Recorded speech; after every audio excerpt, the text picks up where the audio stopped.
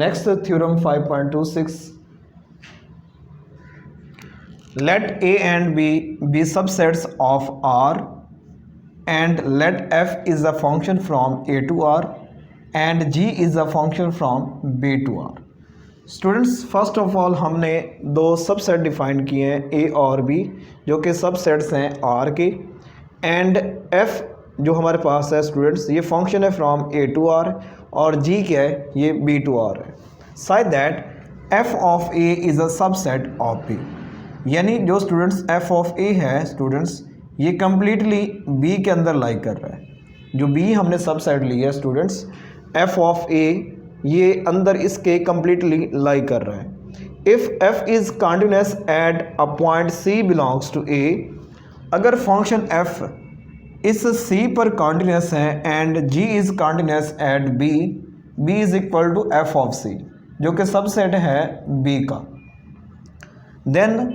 Composition of G of F from A to R is continuous at C तो यहाँ पर students हमने क्या प्रूव करना है कि जो कंपोजिशन फंक्शन होगा G of F from A to R वो स्टूडेंट्स क्या होगा कॉन्टिन्यूस होगा किस पर सी पर यानी यहाँ पर स्टूडेंट्स हमें दो फंक्शन गिवन है एक एफ है फ्रॉम ए टू आर है और जी क्या स्टूडेंट्स बी टू आर है such that F of A is completely lies in B यानी यहाँ पर स्टूडेंट्स क्या है f of A is a subset of B this means f of a is completely lies in b if f is continuous at c अगर students function f continuous है किस पर c belongs to a पर और g क्या students ये b पर continuous है यहाँ पर जो f है वो c पर continuous है और जो b है स्टूडेंट्स g वो b पर continuous है और b किसके इक्वल है students b is equal to f of c अगर आप फिगर को देखें तो यहाँ पर स्टूडेंट जो ये वाला पॉइंट है B ये किसके इक्वल है B is equal to F of C then हमने ये शो करना है कि composition of G of F from A to R is continuous at C तो अब देखते हैं स्टूडेंट्स इस थ्योरम को हम कैसे प्रूफ कर सकते हैं और इस थ्योरम को स्टूडेंट्स हम प्रूफ करेंगे बाय यूजिंग दिस डायग्राम यहाँ पर स्टूडेंट्स हमारे पास तीन सेट्स हैं एक A है एक बी है और ये स्टूडेंट हमारे पास क्या है सी सेट है यहाँ पर स्टूडेंट्स हमारे पास सेट ए से हमने कोई पॉइंट सी लिया है जो कि सेट ए से बिलोंग कर रहा है अगर हम स्टूडेंट्स इस सी पर फंक्शन एफ अप्लाई करते हैं then we get B is equal to F of C जो कि सबसेट है किसका बी का यहाँ पर स्टूडेंट जो हमारे पास B is equal to F of C है ये सबसेट है किसका बी का या आप कह लें कि b is equal to F of c belongs to b इस तरह भी आप स्टूडेंट्स कह सकते हैं कि जो हमारे पास b is equal to F of c this belongs to b तो अगर हम स्टूडेंट्स इस पर दोबारा g अप्लाई करें तो हमारे पास वो पॉइंट कौन सा बनता है हमारे पास g ऑफ b तो g ऑफ b को आप स्टूडेंट्स इस तरह भी कह सकते हैं g of f of c हम स्टूडेंट्स g ऑफ b को इस तरह भी लिख सकते हैं g ऑफ एफ ऑफ सी इस तरह भी कह सकते हैं और हमने ये प्रूफ करना है कि G of F of C is continuous at C अगर एफ फंक्शन सी पर कॉन्टिन्यूस है और जो जी है स्टूडेंट्स वो बी पर कॉन्टिन्यूस है देन हमने ये प्रूफ करना है कि G of F of C यानी composition of G of F is also continuous at C तो अब देखते हैं स्टूडेंट्स हम इसे किस तरह प्रूफ कर सकते हैं let W be an epsilon neighborhood of G of B यहाँ पर स्टूडेंट्स हमने इस पॉइंट का एप्सिलॉन नेबरहुड लिया है जिसे हमने स्टूडेंट्स W का नाम दिया ये वाला पॉइंट है स्टूडेंट्स G of B का हमने एक एप्सिलॉन नेबरहुड लिया है जिसको हमने W का नाम दिया है यहाँ पर स्टूडेंट्स फिगर में आप दो देख सकते हैं कि W कौन सा पॉइंट है यानी ये हमारे पास क्या है एप्सिलॉन नेबरहुड ऑफ बी ठीक है स्टूडेंट्स जी ऑफ बी यानी जो जी ऑफ बी है स्टूडेंट्स इसका जो एप्सिलॉन नेबरहुड है उसको हमने डब्ल्यू का नाम दिया since G is continuous at B then there is a delta neighbourhood of B is equal to F of C students यहाँ पर हमने ये कहा है कि जो हमने W क्या लिया है G ऑफ B का एप्सिलॉन यानी neighbourhood of G of B, उसको हमने W का नाम दिया। नेक्स्ट है कि अगर जैसे कि G हमारे पास स्टूडेंट्स क्या है कॉन्टिन्यूस है, अगर G कॉन्टिन्यूस है students then G is continuous at B, जो G है स्टूडेंट्स फंक्शन ये इस B पर कॉन्टिन्यूस है, जो G वाला फंक्शन है स्टूडेंट्स ये B पर कॉन्टिन्यूस है। अगर ये B पर कॉन्टिन्यूस है तो देन क्या होगा स्टूडेंट्स, इस B का भी एक डेल्टा नेबरहुड एग्जिस्ट करेगा, उसे हमने नाम दिया है V का। यहाँ पर स्टूडेंट जो V है ये V इज़ इक्वल टू, ये आपके पास क्या है डेल्टा नेबरहुड ऑफ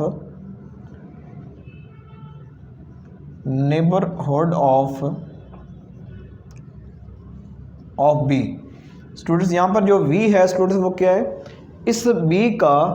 क्या है डेल्टा नेबरहुड है, ठीक है, क्योंकि G हमारे पास क्या है स्टूडेंट्स कॉन्टिन्यूस फंक्शन है फ्रॉम B टू R, तो इसलिए हमने ये कहा है कि अगर G कॉन्टिन्यूस है देन क्या होगा G का स्टूडेंट्स एक या B का आप कह लें एक डेल्टा नेबरहुड एग्जिस्ट करेगा, और उससे हमने स्टूडेंट्स नाम दिया है किसका V का, सच दैट कि y belongs to B intersection V, such that अगर V हमारे पास क्या है ये यानी B का डेल्टा नेबरहुड है, देन अगर कोई y B और V के इंटरसेक्शन से बिलोंग करता है, ठीक है स्टूडेंट्स, यानी अगर कोई y यहाँ से बिलोंग करता है, इस एरिया से अगर कोई पॉइंट y एग्जिस्ट करता है या बिलोंग करता है, if such that if y belongs to B intersection V then G of y belongs to W, ठीक है स्टूडेंट्स, यानी अगर y अगर आप लेते हैं B इंटरसेक्शन V से, तो अगर आप इस पर G फंक्शन अप्लाई करें G ऑफ y, तो वो कहाँ से बिलोंग करेगा W से, ठीक है स्टूडेंट्स, यानी अगर आप y लेते हैं जो कि बिलोंग करता है B इंटरसेक्शन V से, देन क्या होगा स्टूडेंट्स G ऑफ y ये बिलोंग करेगा स्टूडेंट्स किस से W से। हम स्टूडेंट्स बात कर रहे हैं नेबरहुड की, कि अगर आप स्टूडेंट्स ये y लेते हैं V से, तो अगर आप इस पर G अप्लाई करेंगे स्टूडेंट्स वो कहाँ से बिलोंग करेगा W से। Since f is continuous eight C, अब हम बात करते हैं फंक्शन f की, जो फंक्शन f है स्टूडेंट्स वो कॉन्टिन्यूस है किस पर C पर, तो there is a gamma neighbourhood U of C such that if x belongs to A intersection U, यहाँ पर हमने स्टूडेंट्स ये बात की है कि जो फंक्शन f है वो इस C पर कॉन्टिन्यूस है, फंक्शन अगर C पर कॉन्टिन्यूस है then there exist gamma neighbourhood of C, जिसे हमने स्टूडेंट्स U का नाम दिया है।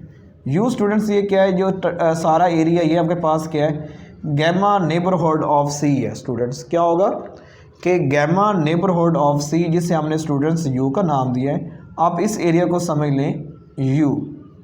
तो अगर कोई x A इंटरसेक्शन U से बिलोंग करता है, या आप सिंपल आप कह लें कि अगर कोई x उस नेबरहुड U से बिलोंग करता है, देन क्या होगा कि f ऑफ x ये बिलोंग करेगा V से, ठीक है स्टूडेंट्स, कि अगर आप क्या लेते हैं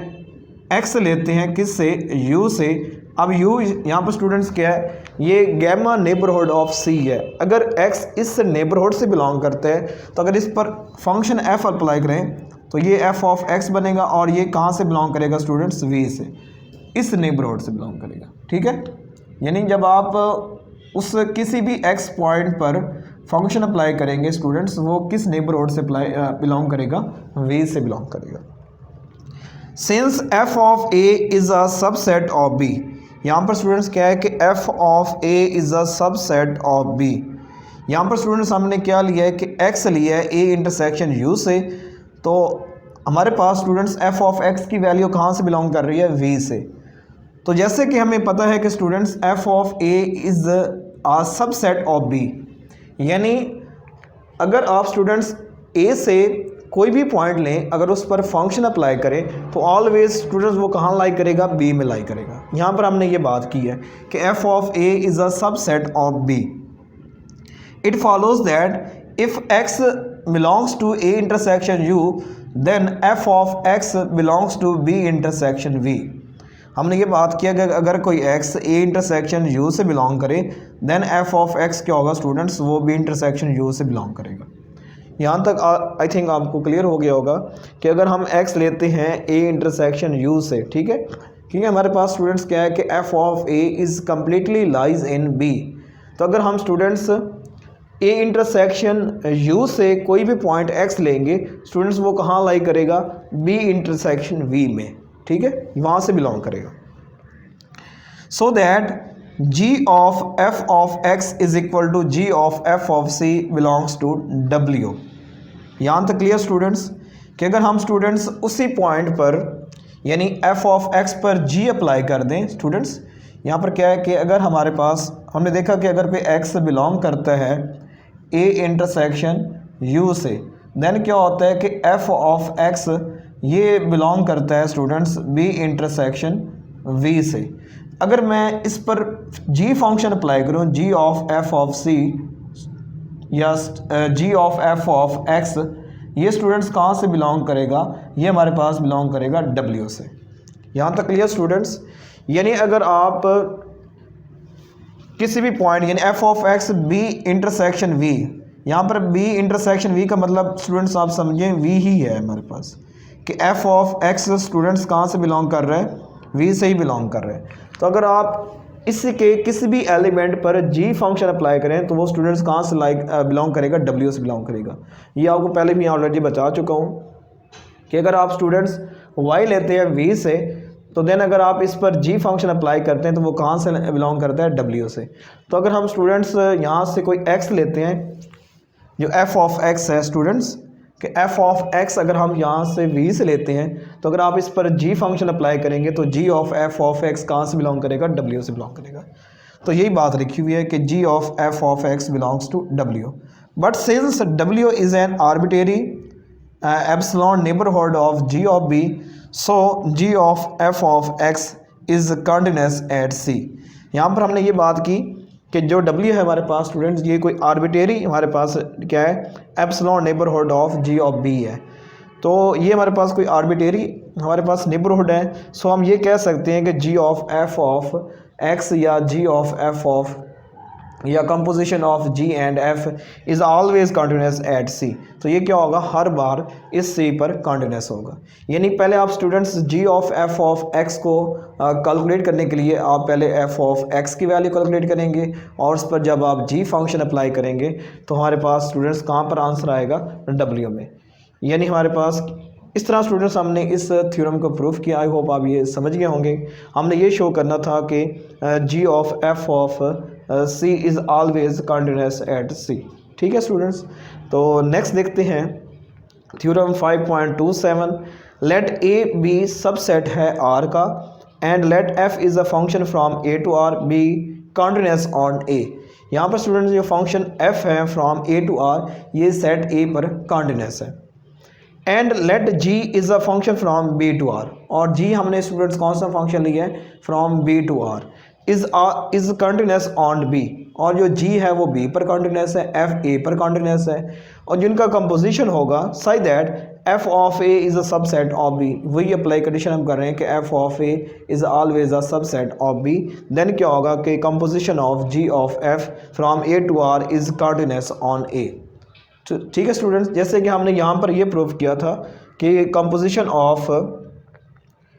जी of F from A to R is continuous at C. तो यहाँ पर हम स्टूडेंट्स क्या कह रहे हैं, ए पर। ठीक है, जो यहाँ पर सी था स्टूडेंट्स वो कहाँ से बिलोंग कर रहा था, ए से बिलोंग कर रहा था। ठीक है,